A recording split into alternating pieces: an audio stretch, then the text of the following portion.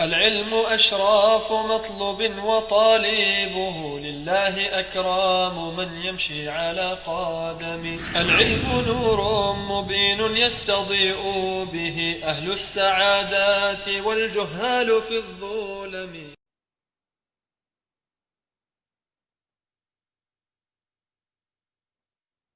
Can everyone see the screen? الأصل في العبادات الحظر والمنع. Right? So the asl, the default ruling, the original ruling for every ibadah is that it is impermissible unless we have evidence from the Quran or the Sunnah proving that it is a part of ibadah, a way of getting closer to Allah subhanahu wa ta'ala. Shaykh al-Islam rahmatullahi alayhi says, والعبادات مبناها على الشرع والاتباع لا على الهوى والابتداع. والعبادات مبناها عبادات worship is based upon the shara of Allah subhanahu wa ta'ala, it being legislated by Allah and the Messenger, والاتباع and following of the Sharia. لا على الهواء والابتداع, and it is not based upon desires, والابتداع, and it is not based upon al-bid'ah. So this is a major qaida for refuting every single form of ibadah that has been introduced, every single form of bid'ah. So this qaida is the main qaida, or is a major qaida for refuting every type of bid'ah. Right. What is the evidence for this? So the general meaning of that qaida we've already studied. What is the evidence for this verse? For this qaida, afwan. It's the verse of Allah Jalla wa Ala in Surah Ash-Shura, verse 29. Surah Ash-Shura, verse 29. قال تعالى أم لهم شركاء شرعوا لهم من الدين ما لم يأذن به الله. Do they have partners who have legislated in the Sharia that which Allah subhanahu wa ta'ala has not allowed? So Allah subhanahu wa ta'ala in this verse tells us that making halal, making haram, the tashri' legislating, it can only be done with His permission. So it is something which is specific, exclusive to Allah subhanahu wa ta'ala. Also, Allah subhanahu wa ta'ala, or the Messenger sallallahu alayhi wa sallam said, or Allah subhanahu wa ta'ala says in Surah Al-Jathiyah, ثم جعلناك على شريعة من الأمر فاتبعها ولا تتبع أهواء الذين لا يعلمون. Verily, we have made you on a clear sharia, on a clear path, O Muhammad. فاتبعها, follow it. ولا تتبع, and do not follow أهواء الذين لا يعلمون, the whims and desires of those that do not know. Right. And that is in Surah Al-Jathiyah, verse 18. Also, we have the hadith of the Messenger sallallahu alayhi wa sallam. من عمل, or the one before, من أحدث في أمرنا هذا ما ليس منه فهو رد. Narrated by Bukhari and Muslim, the hadith of Aisha radiallahu anha. The one that introduces into this affair of ours, into this religion, that which is not from it, then it will not be accepted from him, it will be rejected. Also, the hadith of Aisha radiallahu anha, in the narration of Muslim, من عمل عملا ليس عليه أمرنا فهو رد. The one that does an action, not from our actions, not from our sharia, then it is to be rejected from him. Right.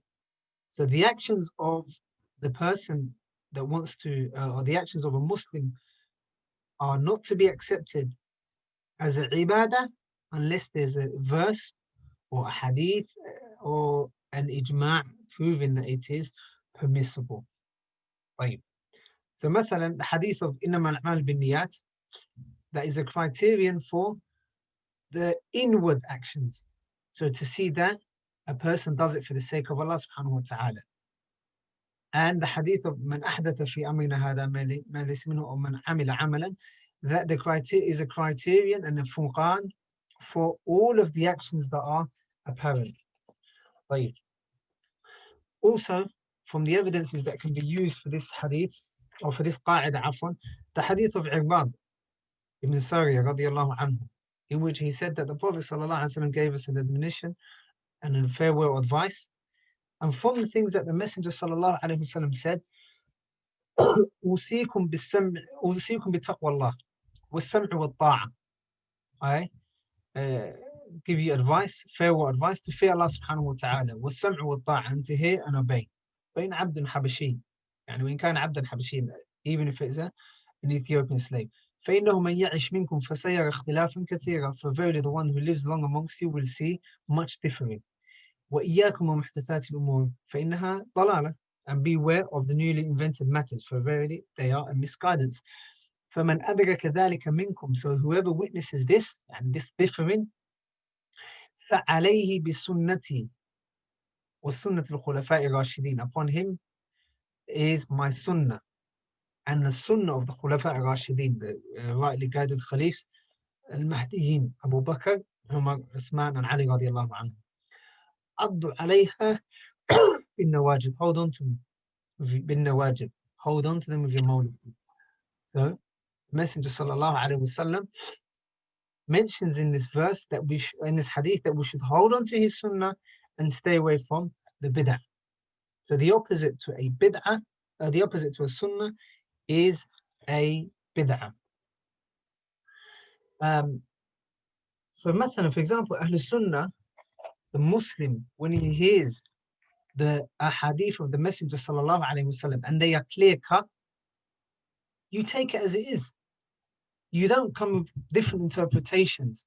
مثلا الآن this hadith, and obviously that is a tawfiq from Allah subhanahu wa ta'ala, that is enlightenment and a guidance from Allah subhanahu wa ta'ala. مثلا the Messenger sallallahu alaihi wasallam says, أوصيكم بتقوى الله والسمع والطاعة. يعني his farewell advice said, fear Allah subhanahu wa ta'ala and hear and obey the rulers. The person who hasn't been given tawfiq by Allah Jalla wa ala will come to you and say, mention hundreds of different things that have no weight in the sight of this hadith.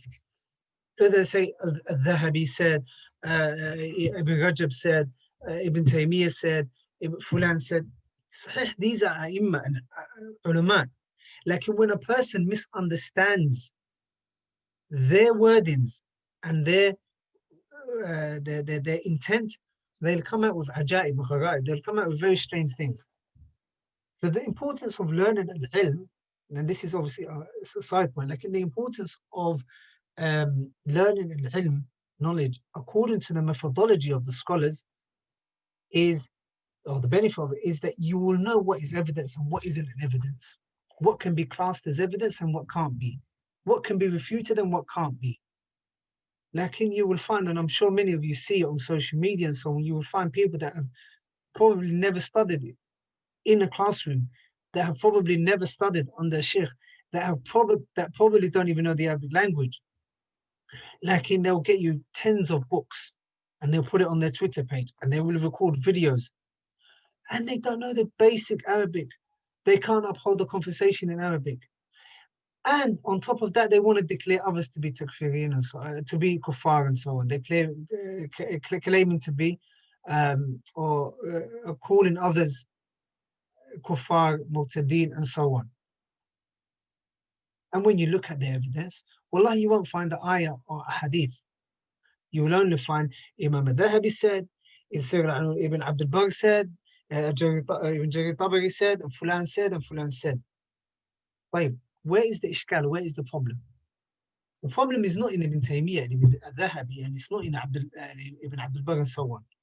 The problem is in his understanding. And why is the problem in his understanding? The problem is in his understanding. The problem is that he doesn't know, or that she doesn't know, or this individual doesn't know what can be used as evidence. What is evidence? So you will realize every time we've talked about qa'idah, you're meant to say the evidence for this qa'idah is verse such and such, or hadith such and such. Right? You can't say, مثلا, I can't say the evidence, al-aslu fil ibadat al-hadr wal-man'. The evidence for this principle is the statement of Shaykh al-Islam ibn Taymiyyah, al-ibadat mabnaha ala ash-shar' wal-ittiba' la ala al-hawa wal-ibtida'. I can't say that. Why? Because the kalam of Shaykh al-Islam ibn Taymiyyah, wa huwa Shaykh al-Islam, wa huwa man huwa, lakin it is not evidence. You can't go against a hadith of the Messenger sallallahu alaihi wasallam based on what you've read in al-Mughni, Ibn Qudamah, or based upon what you've read in the Tamheed or Tafsir or Dhahabi Sir al-A'lam al-Bala. Also, from the benefits or from the mistakes that a person can make if they don't learn Islamic knowledge accordingly is they will take tarikh as a form of evidence, مثلا history. If wherever you go in the books of fiqh, in the books of usul al-fiqh, you will not find anyone using tarikh, Islamic history, as evidence. Let alone evidence.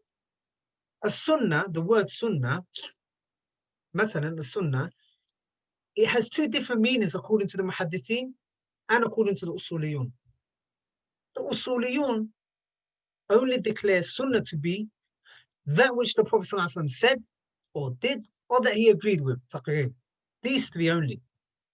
The muhaddithun say, la, as-sunnah indana, the sunnah in the books of hadith is what the Prophet ﷺ said, what the Prophet ﷺ did, what the Prophet ﷺ agreed with, how the Prophet ﷺ looked, how the Prophet ﷺ ate, how the Prophet ﷺ slept, how the Prophet ﷺ walked, how the Prophet ﷺ dealt with people. What is the difference? The difference is there's no khilaf in the sunnah. La. The khilaf, the difference is the usuliyun are only looking at the Quran and the sunnah and in a way that they can derive rulings from it. They're deriving rulings from the Quran and the sunnah. Therefore, they will only choose and pick and explore those verses that you can derive a ruling from, or that you can derive those ahadith that you can derive a ruling from, a hukum from. Like in the muhaddithun, they're looking at the Prophet ﷺ's biography as a whole. So imagine if someone now comes and says, I'm going to take a ruling from the Tarikh of Islam. Hussein done this, radiallahu anhu, and Hassan done this, radiallahu anhu, and Fulan done this, and Fulan done this. Imagine that. And it shows this, the audacity of this person or these people to think that they are upon shay wa laysu ala shay. طيب. So that and the reason why I said this is because مثلا والسمع والطاعة. Today you will find people mocking people for that say السمع والطاعة. Bootlickers and madakhila and mashashid, jahmiya, hundreds of different words. When in reality the first madkhali was Muhammad sallallahu alaihi wasallam. If you're calling السمع والطاعة madkhali or jami, then Muhammad sallallahu alaihi wasallam was a jami. It's like the Sufiya, how they hate Sheikh Muhammad ibn Abdul Wahhab rahmatullahi alayhi rahmatan wasi'an. طيب. So we've mentioned two verses and two hadith. صح? Two verses and two hadith. Then we say al-ijma'. So even though ijma' is a hujjah, like we say it after the verse and the sunnah of the Messenger sallallahu alaihi wasallam, after the Quran and the sunnah. As for the ijma' of this qa'idah, al-asl fi al-ibadat, al-hadr wal-man', the asl for it, or the evidence for it, is al-ijma' as well. Shaykh al-Islam rahmatullahi alayhi mentions there's an ijma', ittifaq al-salaf, ala anna al-asl fi al-ibadat, al-hadr wal-man'. He mentions and he cites an ijma', consensus amongst the salaf, that the asl, the default rule in the origin for al-ibadat is al-hadr wal-man', is impermissibility and prohibition until we find evidence. طيب. The next chapter, or the next thing that we need to learn with regards to this mas'ala, is that when we want to do ibadah, it has to be in accordance with the sunnah of the Messenger sallallahu alaihi wasallam, as you all know. How can it be in accordance with the sunnah of the Messenger sallallahu alaihi wasallam? This is a question. How will it be in accordance with the sunnah of the Prophet sallallahu alaihi wasallam? This is a question.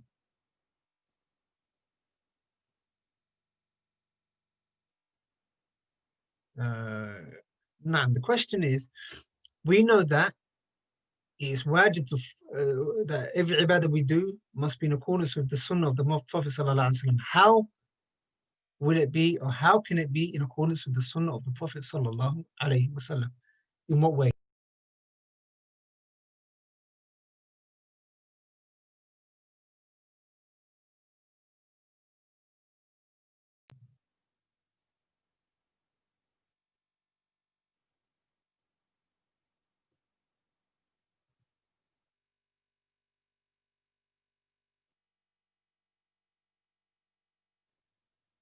Naam, okay, the Prophet did it. The Quran and the Sunnah from the Fahm Salaf. Naam. طيب. One sec.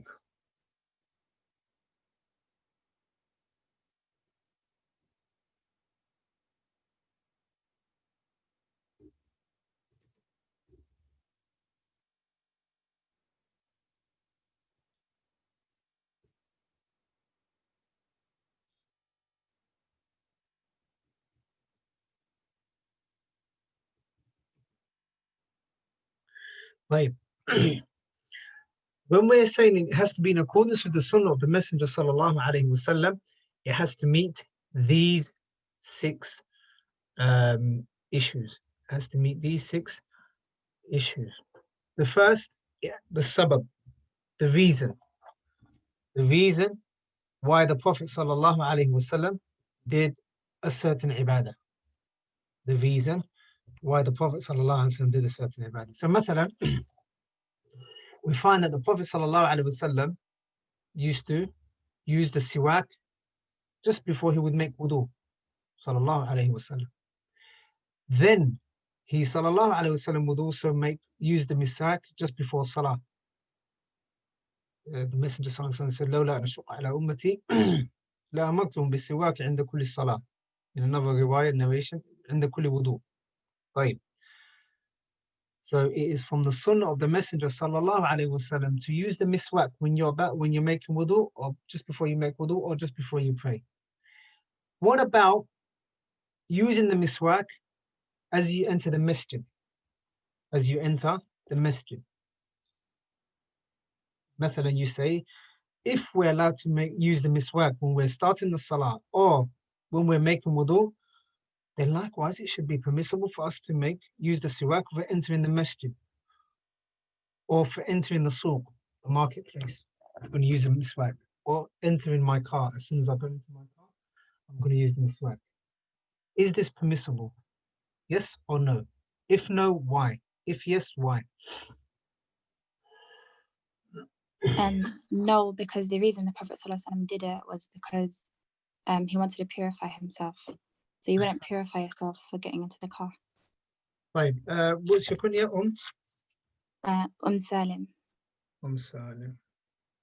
Right. Ahsanti. Ahsanti. Right. So the Prophet sallallahu alaihi wasallam. So Atiyah says, yes, as long as you intend that it's not a sunnah. Excellent. That is also correct. That is also correct.